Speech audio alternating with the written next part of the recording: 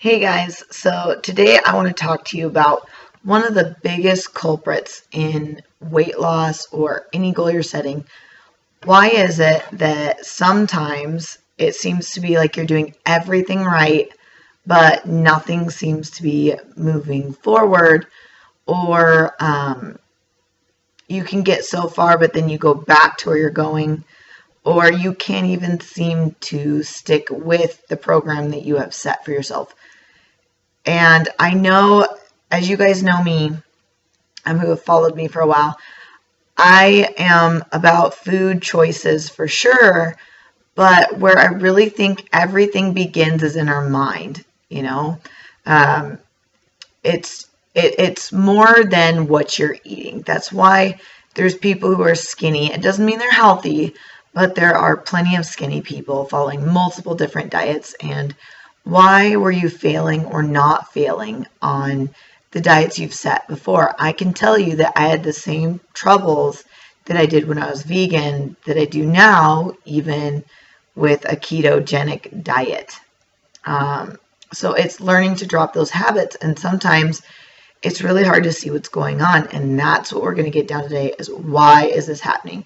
You know, after you've tried doing the fiber and drink plenty of water and do your carbs in the morning or carbs at night, or, you know, everything you've tried that has maybe worked for you or not worked for you, but in the long haul has not seemed to make a difference. This is the big thing we are going to talk about, and that is your subconscious. And I don't know any video that has brought this up, and I kind of prayed about it, and that's when it came to me. I was like, oh yeah, that totally makes sense, because I had gotten stalled out too. I've lost quite a bit of weight, but I couldn't seem to move further. And the problem is I've never known myself smaller than where I'm at now.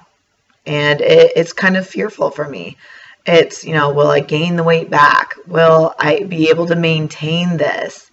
You know, what if I don't like myself, even though I've lost weight? You know, all those things that come with that.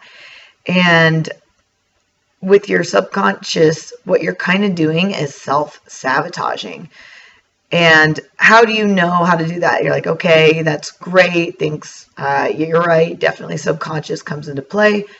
But what do I do about it? And I'm not talking about like Freudian type stuff.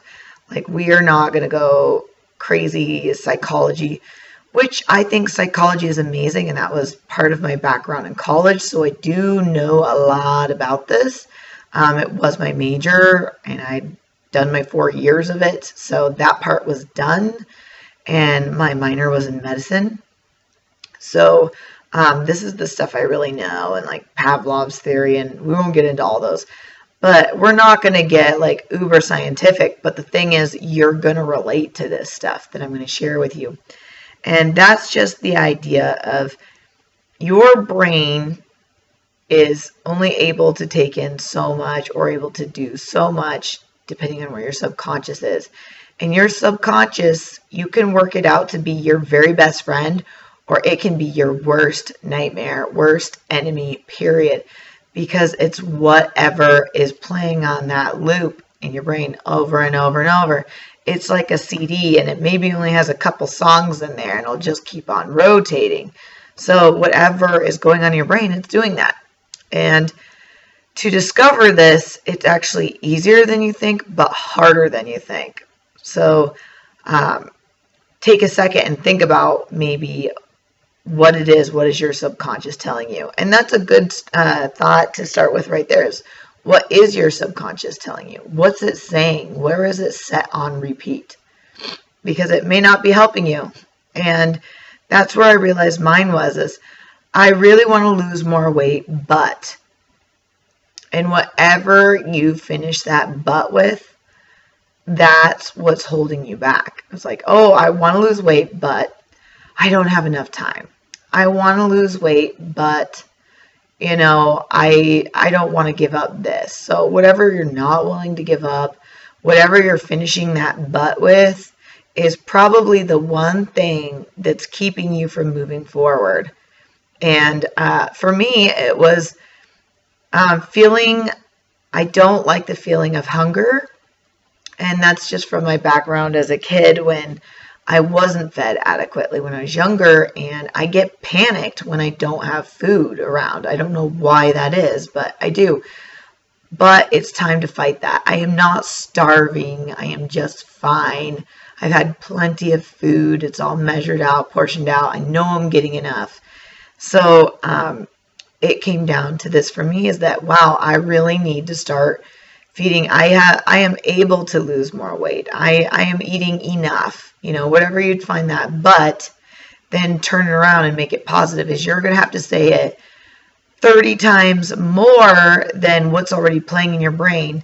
I don't know if you guys remember this, but in high school, all my friends would be listening to like the new songs that came out. And there always happened to be one in there that I absolutely hated. And you just hear it all day long. And then by the end of the day, you're home cooking, you're doing homework, and all of a sudden you're singing that song in your head. You're like, oh my God, what am I doing? Like, I don't like this song. What is happening? And then you're like, oh, okay, stop. And then like every 2 seconds, your brain keeps going back to that song. And that's because it's stuck in your subconscious. It doesn't know that you hate that song. It's still going to play it because that's what it's heard the most throughout the day. And that's what you've been paying attention to. So then you have to think of like another song. And what's so funny is if you're like, I don't know any other song. Like it's hard to think of even another song. And so you resort back to like row, row, row your boat a while just until you can even think of something else or turning on music, just to break yourself of listening to that song play over and over in your brain. So that's kind of how you deal with that subconscious. There is another layer to it, which is deeper, and you have to think about the same as if you're not sleeping at night and you just wake up and just do coffee every morning. Is that really dealing with the problem? No, it's a temporary fix, but you have to get down to the source. Why aren't you sleeping at night? It's the same way with weight loss or anything else like that. Is this habit? How did this start? Where did this come from? Why do you feel this need to eat? For example, for me, why do you feel this way? Why do you feel panicky?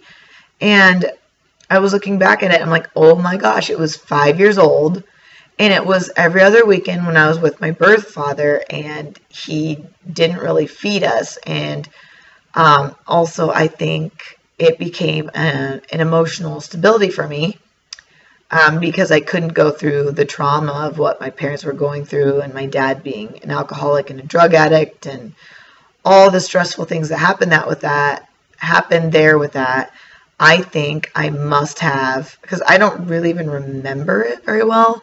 But what I'm guessing I must have done is taken food and used that as comfort. And it just developed into something more, as well as my health. I just probably was malnourished, making bad choices in food. All of that combined just made things worse. And I just had no idea on how to lose weight. So then once I was able to recognize that, like, oh, that's what happens. I feel panicky. That when I don't have food, I said, you're fine. You're full. You have food. You're going to eat in 2 hours, or keeping a hard-boiled egg if I really need it. But teaching myself, I do not need full food all the time.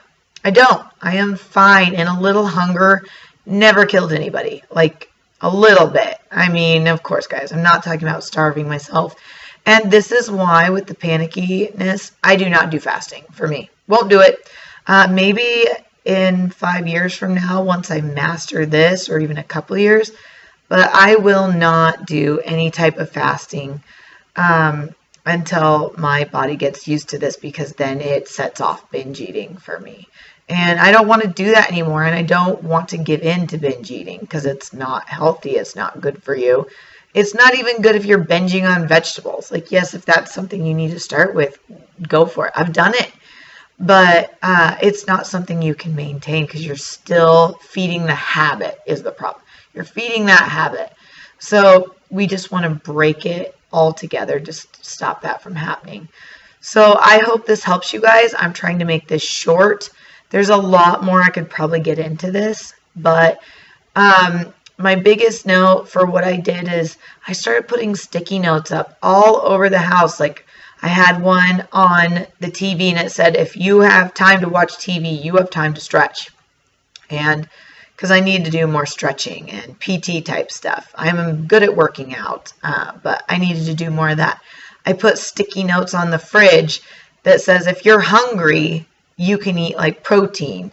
And that's a good check for me, is like, if I'm really hungry, I desire protein the least. And if I'm willing, like, yes, I will eat anything, or I will eat an egg, I am really hungry, then I'm actually hungry. If I'm like, no, I really just want like an apple, or I really just want, that's cravings. Or like, why are you going into the fridge? Have you had all your meals? When was the last time you ate? You know, writing those different things down, putting stuff in the mirror, like, you are worth it. It is worth taking the time to curl your hair, to blow dry your hair. It is worth taking the time to put makeup on. You know, not a whole lot. This takes me maybe 10 minutes to do my makeup. I could do a lot more and get perfect at it. I just don't want to spend the time doing it. But you know what? I do feel better about myself when I take the time to make myself up. And anytime I do this, actually, even I notice my videos trend way better. So there's something about feeling and looking more put together. It brings out confidence in you. It's not that you need to say you look gray, or, you know, like, I'm pretty conservative. I'm not showing a bunch of cleavage. I'm not dressing like crazy. It just looks nice. I've got a little hair thing in.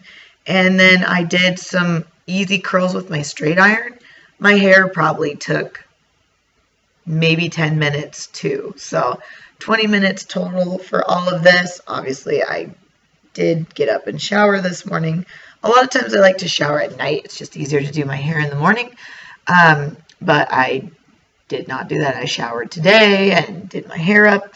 And you know what? When I go into the salon or work, everybody's like, wow, your hair looks so good. I'm like, yeah, I know. I took the time to do it today, actually.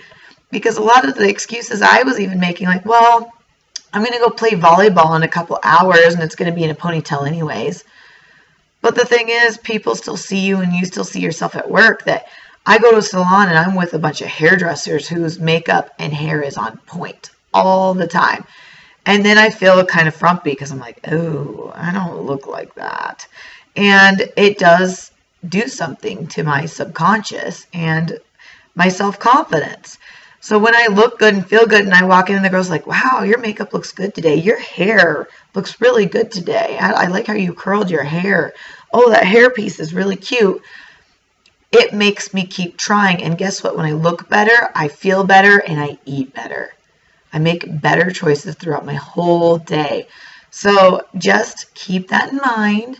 If you need more information, please comment below on maybe what you'd like me to touch base on more, or examples of what really changed me or getting me into my weight loss. And this is maybe why you haven't been able to stick to it, is your subconscious is telling you you can't stick to a diet and that you can't lose weight. And you need to start telling it, yes, you can. Because you can, guys, and we'll do it together. All right, I'll talk to you later.